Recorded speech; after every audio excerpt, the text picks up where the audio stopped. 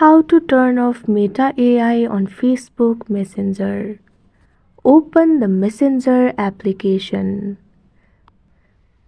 Make sure you're logged in to your account. You cannot completely turn off or disable Meta AI, but you can significantly reduce its presence.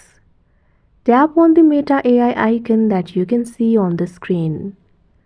Tap on the eye icon that you can see at top. Tap on the option Mute in order to mute the notification from Meta AI. Tap on the option Until I change it. Tap on the option OK. Now once you do that, you'll not be able to receive the notifications from Meta AI.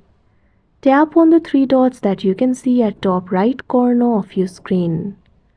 Tap on the option Delete Conversation. Once you do that, tap on the option Delete.